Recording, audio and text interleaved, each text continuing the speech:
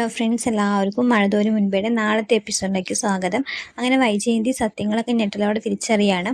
വാലിനിയുടെ വായിൽ നിന്ന് തന്നെ രോഹിത്തിൻ്റെ ക്രൂരത വൈജയന്തി മനസ്സിലാക്കുകയാണ്. പക്ഷെ വൈജയന്തി അത് വിശ്വസിക്കാൻ തയ്യാറായില്ലെങ്കിലും രോഹിത്തിനോട് പോയി ചോദിക്കുന്ന സീനൊക്കെയാണ് നമ്മൾ അവസാനം കണ്ടത്. അങ്ങനെ രോഹിത്തിനോട് ചോദിക്കുന്നുണ്ട്, നീയും ആലിയും കൂടി ചേർന്നിട്ട് അലീനയെ റൂമിലേക്ക് വിളിച്ചു വരുത്തി മയക്കുമരുന്ന് കൊടുത്ത് റേപ്പ് ചെയ്യാൻ ശ്രമിച്ചോ എന്ന് ചോദിക്കുന്നുണ്ട്. ആ ചോദ്യത്തിലും വൈജയന്തിയുടെ ആ നോട്ടത്തിലൊക്കെ രോഹിത് പായിച്ചു പോകാൻ കേട്ടോ. എന്ത് പറയണം, അല്ലെങ്കിൽ ചെയ്തു എന്ന് പറയണോ ചെയ്തില്ല എന്ന് പറയണോ എന്നൊന്നും അറിയാതെ ആകെ പകച്ചു പോയിട്ട് പേടിച്ച് ഇരണ്ട് നിൽക്കുന്ന രോഹിത്തിനെ കാണാൻ കഴിയുന്നുണ്ട് കേട്ടോ.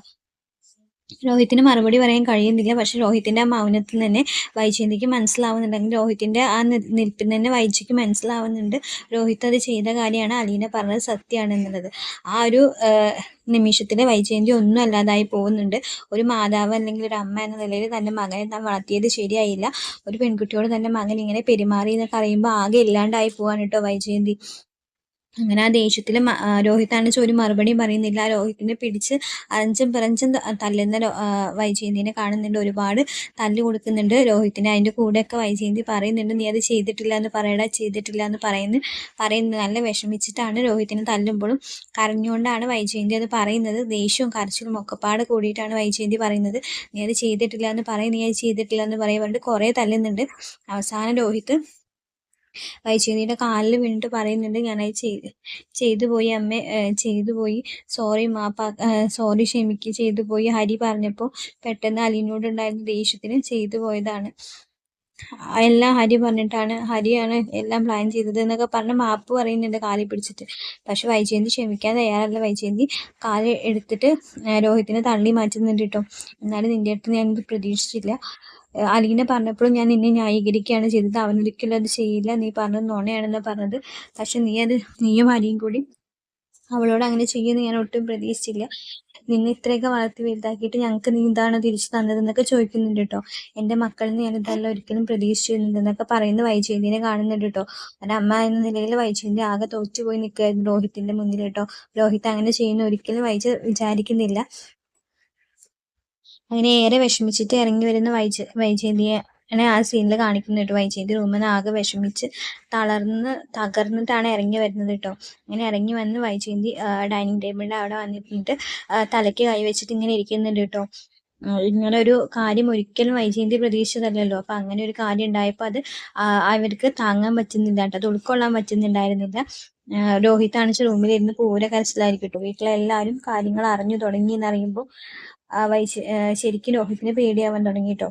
ഇനി എല്ലാവരുടെ മുഖത്ത് എങ്ങനെ നോക്കും, എല്ലാവരും അറിഞ്ഞു തുടങ്ങി എന്നറിയുമ്പോൾ രോഹിത്തിന് സഹിക്കാൻ പറ്റുന്നില്ല കേട്ടോ. പിന്നെ എനിക്ക് നമ്മുടെ മുത്തശ്ശീനെയാണ്. മുത്തശ്ശിയും ഈ വിവരം അറിഞ്ഞിട്ട് ആകെ വിഷമിച്ച് അലീനയെ സമാധാനിപ്പിക്കുന്നുണ്ട്. മുത്തശ്ശി പറഞ്ഞു പോയതിന് മുത്തശ്ശി അലീനയോട് മാപ്പ് ചോദിക്കുന്നുണ്ട്. ഇനി അങ്ങനെയൊന്നും ഉണ്ടാവില്ല, അല്ലെങ്കിൽ എല്ലാവരും അറിഞ്ഞില്ലേ, നിനക്ക് ഒരുപാട് അനുഭവിക്കേണ്ടി വന്നു ഈ വീട്ടിൽ നിന്ന്, എന്തൊക്കെയായാലും നീ എന്നെ വിട്ട് പോകരുത്, നീ കൂടി പോയി കഴിഞ്ഞാൽ എനിക്ക് ആരും ഇല്ലാന്ന് തോന്നി പോകുന്നൊക്കെ പറയാൻ കേട്ടോ. അപ്പം അലീന പറയുന്നുണ്ട്, ഇല്ല മുത്തശ്ശി, എന്നാലും എനിക്ക് മടുത്തു, ഇവിടെ നിൽക്കാൻ പറ്റുന്നില്ല എന്ന് പറയാൻ കേട്ടോ. എന്നാലും അലീനേനെയൊക്കെ മുത്തശ്ശി സമാധാനിപ്പിക്കുന്നുണ്ട് കേട്ടോ.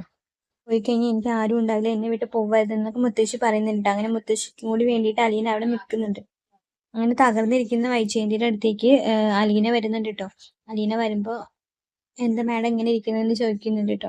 അപ്പോൾ എന്നിട്ട് അലീന ഇങ്ങനെ ചോദിക്കുന്നുണ്ട്, എന്താ മാഡം എന്തെങ്കിലും വേണമെന്ന് ചോദിക്കുമ്പോൾ വൈജയന്തി ആകെ തളർന്നിരിക്കുകയാണ്. വൈജയന്തി പറയുന്നുണ്ട് കേട്ടോ, ഇത്രയൊക്കെ ആയിട്ട് നിങ്ങൾക്ക് സമാധാനം ആയില്ലെന്ന് പറയുന്നുണ്ട് കേട്ടോ.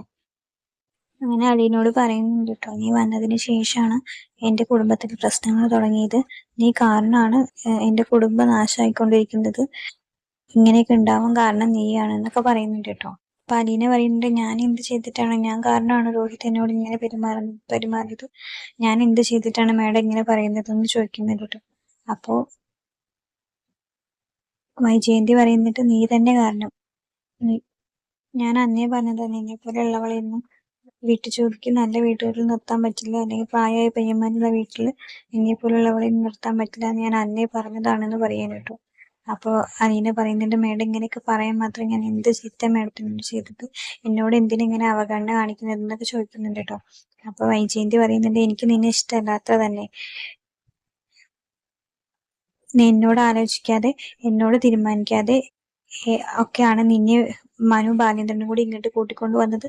എനിക്ക് നിന്നെ ഇഷ്ടമല്ല, അതുകൊണ്ട് തന്നെ നീ കാരണമാണ് ഈ വീട്ടിൽ പ്രശ്നങ്ങളും തുടങ്ങിയത്, ഈ വീട്ടിന്റെ സമാധാനം നഷ്ടപ്പെട്ടത് നീ വന്നതിന് ശേഷമാണ് എന്ന് പറയാൻ കേട്ടോ. അപ്പോൾ അലീന പറയുന്നുണ്ട്, രോഹിത് എന്നോട് അങ്ങനെയൊക്കെ പെരുമാറിയത് രോഹിത്തിനെ നിങ്ങൾ വളർത്തിയതിന്റെ കുഴപ്പമാണ്. മറ്റുള്ള സ്ത്രീകളെ ബഹുമാനിക്കാനും അവർക്ക് റെസ്പെക്ട് കൊടുക്കാനും ഒക്കെ പറഞ്ഞ് മനസ്സിലാക്കിയിട്ട് വേണം കുട്ടികളെ വളർത്താൻ. അങ്ങനെ വളർത്താത്തതിന്റെ ദോഷം അവൻ എന്നോട് കാണിച്ചിട്ടുണ്ടെങ്കിൽ അതിന് എന്നെ കുറ്റപ്പെടുത്തിയിട്ട് കാര്യമില്ല, അത് അവന്റെ വളർത്തു ദോഷമാണ് എന്നൊക്കെ പറഞ്ഞിട്ട് അലീന അങ്ങോട്ടും പറയുന്നുണ്ട് കേട്ടോ. അങ്ങനെ ഒരുപാട് വിഷമിച്ചിട്ട് അലീന പോകുന്നുണ്ട് കേട്ടോ. അവസാനം അലീന പറയുന്നുണ്ട്, മേഡം ഒരാളെ ചെയ്യാത്ത തെറ്റിന് ഇങ്ങനെ കുറ്റപ്പെടുത്തുമ്പോൾ, അല്ലെങ്കിൽ എന്നെ കുറിച്ച് മോശമായിട്ട് മേഡം ഇങ്ങനെയൊക്കെ പറയുമ്പോൾ, മേഡത്തിന്റെ കഴിഞ്ഞ കാലത്ത് മേഡം ഇത്രയ്ക്കൊക്കെ പെർഫെക്റ്റ് ആയിരുന്നു എന്ന് കൂടി ആലോചിക്കുന്നത് നന്നായിരിക്കുമെന്ന് പറയുന്നുണ്ട് കേട്ടോ. അത് വൈജയന്തിക്ക് കിട്ടുന്ന ഒരു അടി പോലെ ആയിരിക്കും കേട്ടോ. കാരണം വൈജയന്തിയുടെ കഴിഞ്ഞ കാലം അത്ര നല്ല ഒരു രീതിയിലായിരുന്നില്ല എന്നുള്ളത് വൈജയന്തിക്ക് അറിയാം. അപ്പൊ അത് അലീനയ്ക്ക് മനസ്സിലായി, അല്ലെങ്കിൽ അലീനയ്ക്ക് അറിയാം എന്ന രീതിയിൽ ഒരു മറുപടിയാണ് അലീന കൊടുക്കുന്നത് കേട്ടോ, അത്ര വിഷമമായിട്ട്. അപ്പൊ അതും വൈജയന്തിക്ക് വല്ലാതെ കൊള്ളുന്നുണ്ട് കേട്ടോ. അങ്ങനെ കരഞ്ഞിട്ട് അലീന അകത്തേക്ക് പോകുന്നുണ്ട് കേട്ടോ. പിന്നെ ബാലേന്ദ്രന്റെ അടുത്ത് പോയിട്ട് വൈജയന്തി ഇങ്ങനെയൊക്കെ പറയുന്നുണ്ട്, എന്നോട് രോഹിത്തിന്റെ കാര്യം അലീന പറഞ്ഞു, നിങ്ങൾ എന്താ എന്നോട് അത് പറയാഞ്ഞെന്ന് ചോദിക്കുന്നുണ്ട് കേട്ടോ. അപ്പോ ബാലേന്ദ്രൻ പറഞ്ഞിട്ട് എന്താണ് ഇപ്പൊ കാര്യം, പ്രത്യേകിച്ച് കാര്യമൊന്നുമില്ലല്ലോ, അവന് അങ്ങനെ ഒരു ക്രൂരത ആ കുട്ടിയോട് ചെയ്തത് കൊണ്ട് തന്നെയാണ് ഞാൻ അവൾക്ക് വേണ്ട സഹായങ്ങൾ ചെയ്തു കൊടുക്കുന്നത്, അതിൽ അവളെ കുറ്റം പറഞ്ഞിട്ട് കാര്യമില്ല ഇനിന്ന് പറയാൻ കേട്ടോ. പിന്നെ അവളെ ഇല്ലാതെ ആരെ കുറ്റം പറയണം, ഞാൻ അന്നേ പറഞ്ഞതല്ലേ ഇങ്ങനെ കാണാൻ കൊള്ളുന്ന പെൺപിള്ളേരെയൊന്നും പയ്യന്മാരുള്ള വീട്ടിൽ ജോലിക്ക് നിർത്താൻ പറ്റില്ല എന്നൊക്കെ പറഞ്ഞതൊക്കെ വൈജയന്തി പറയുന്നുണ്ട് കേട്ടോ. അപ്പോ ബാലചന്ദ്രൻ പറയുന്നുണ്ട്, അതുകൊണ്ടാണ് ഈ പ്രശ്നങ്ങൾ ഉണ്ടായത്, അവന്റെ സ്വഭാവം അപ്പോഴും നല്ലതാണെന്നാണ് നീ ന്യായീകരിക്കുന്നത് എന്നൊക്കെ ചോദിച്ചിട്ട് ബാലചന്ദ്രനും അങ്ങോട്ട് പറയുന്നുണ്ട് കേട്ടോ. അവസാനം രോഹിത്തിനെ തല്ലിയതൊക്കെ ബാലചന്ദ്രനോട് വൈജയന്തി പറയുന്നുണ്ട്. ബാലേന്ദ്രൻ പറയുന്നുണ്ട്, എനിക്ക് അവനോട് അത് ചോദിക്കാനുള്ള ധൈര്യം, അല്ലെങ്കിൽ എങ്ങനെയാണ് ചോദിക്കുക, ഒരച്ഛൻ എന്ന നിലയിൽ ഞാൻ തകർന്നു പോയ സിറ്റുവേഷൻ ആയിരുന്നു അത്, അതുകൊണ്ടാണ് ഞാൻ ചോദിക്കാതിരുന്നത് എന്നൊക്കെ ബാലേന്ദ്രൻ പറയുന്നുണ്ട് കേട്ടോ. ഇപ്പൊ നാളത്തെ എപ്പിസോഡില് ഒരുവിധം വൈജയന്തി രോഹിത്തിനെ നന്നായിട്ട് കൈകാര്യം ചെയ്യുന്നുണ്ട്. പിന്നീട് അലീനോട് ദേഷ്യപ്പെട്ട് സംസാരിക്കുന്നുണ്ടെങ്കിലും അലീന തക്ക മറുപടി തിരിച്ചു കൊടുക്കുമ്പോൾ തന്റെ പഴയ കാലമൊക്കെ വൈജയന്തി ഓർത്തു വരികയാണ് കേട്ടോ. അങ്ങനെ അലീന വന്നതിന് ശേഷം തന്റെ കുടുംബത്തിന്റെ സമാധാനം, തന്റെ സമാധാനം നഷ്ടപ്പെട്ടു എന്ന് വൈജയന്തിക്ക് മനസ്സിലാവുന്നുണ്ട് കേട്ടോ. പക്ഷെ അലീനെ പറഞ്ഞു വിടാനുള്ള ധൈര്യം വൈജയന്തിക്ക് ഉണ്ടാവുന്നുണ്ട്. വീഡിയോ ഇഷ്ടമാണെന്ന് എല്ലാവരും ലൈക്ക് ചെയ്യണം, സബ്സ്ക്രൈബ് ചെയ്യണം. Thank you.